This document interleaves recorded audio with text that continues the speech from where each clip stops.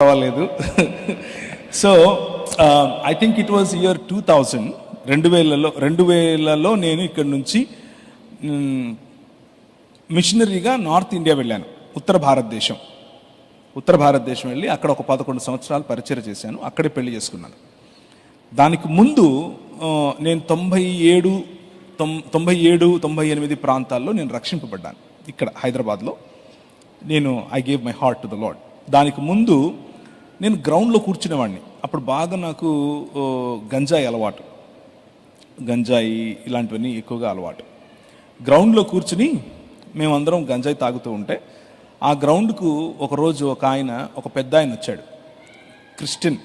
నాకు పెద్దగా ఇంట్రెస్ట్ ఉండేది కాదు. క్రిస్టియన్ మీటింగ్స్ అంటే నాకు చాలా అస్సలు ఇష్టం ఉండేది కాదు. జోలికి కూడా వెళ్ళాను కాదు.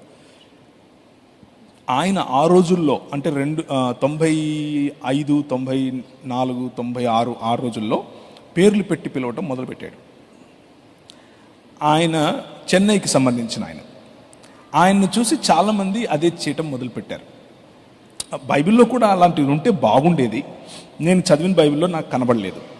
అయితే నార్త్ ఇండియాకి నేను వెళ్ళే క్రమంలో నేను ప్రభుని అడిగాను, నాకేమొచ్చు అంటే తుమ్ ఆతా హై తుమ్ జాతా హై, ఇంతే వచ్చు హిందీ. అక్కడికి వెళ్ళిన తర్వాత వాక్యం చెప్పాలి, ఎలా చెప్పాలి అని ప్రార్థన చేశాను మోకాళ్ళ మీద పడి. నాకు ఐ వాంట్ దిస్ లాంగ్వేజ్. వరదలాగా హిందీ మాట్లాడగలిగాను. నేను ఏ స్కూల్కి వెళ్ళలేదు, ఏ టీచింగ్ ట్రైనింగ్ తీసుకోలేదు. వరదలాగా మాట్లాడాను. తిరిగి వచ్చిన తర్వాత తెలుగులో ఒక్క ముక్క రావట్లేదు. పిలిచి ఇలా మాట్లాడమంటే సగం తెలుగు, సగం ఇంగ్లీషు, సగం హిందీ అలా వస్తుంది. ఏం చేయాలి? మళ్ళీ మోకాళ్ళ మీద పడి ప్రార్థన చేశాను. Bless me with Telugu language. వరదలాగా వచ్చింది. నేను పుస్తకాలు రాస్తే కూడా ట్రాన్స్లేట్ చేసినట్లుగా అనిపించింది ప్రజలకు. ఎందుకంటే అంత స్పష్టంగా తెలుగులో రాశాడు అని అనుకున్నారు. But it is not a training. God gave that gift. So the gifts of holy spirit, శుద్ధాత్మని యొక్క వరాలు, they are still available for you and for మీ.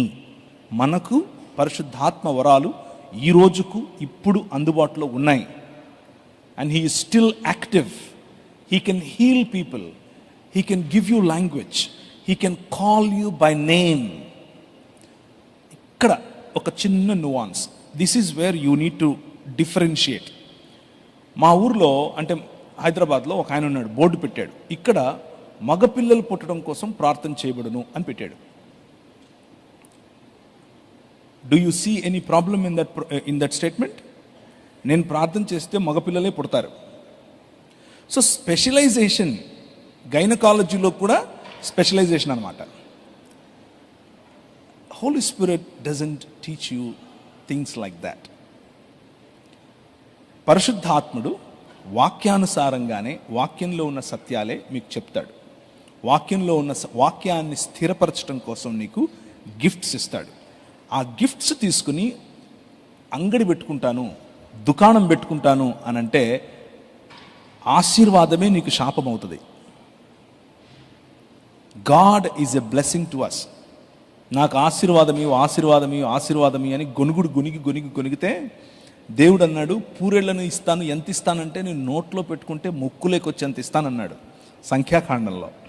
ఆశీర్వాదం ఇస్తాడు. దాన్ని అంగడి చేస్తే, దాని ద్వారా లబ్ధి పొందాలని చూస్తే, దాని ద్వారా వ్యాపారం చేయాలి అని చూస్తే 33 రాలగొడతాడు కూడా. జాగ్రత్త పడాలి.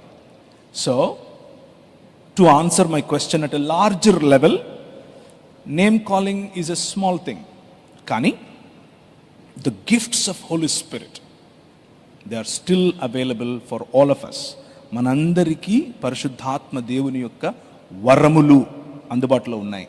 వరములు సంఘ స్థాపన, సంఘ విస్తరణ, దేవుని రాజ్యం కొరకు, అంగడి పెట్టుకోవడం కోసం కాదు. కళ్ళు మూసుకొని లచ్చమ్మ వచ్చిందా, 100 మంది ఉంటే ఒక లచ్చమ్మ గ్యారెంటీ ఉంటుంది. అర్థమవుతుందా? కళ్ళు మూసుకొని దావీదు రానానా, 100 మంది క్రిస్టియన్స్ ఉంటే డేవిడ్ లేకుండా ఎలా ఉంటాడు?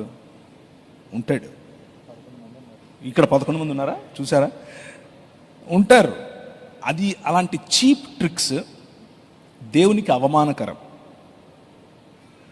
దేవునికి అవమానకరం. అలాంటివి మనం ప్లే చేయకూడదు. కానీ పరిశుద్ధాత్మ వరములు ఉన్నాయి, వాడండి. For the benefit of the king and the kingdom, not for your cheap tricks and cheap mileage. Cheap mileage వద్దు. That will kill you and kill your community, right? I hope I answered your question.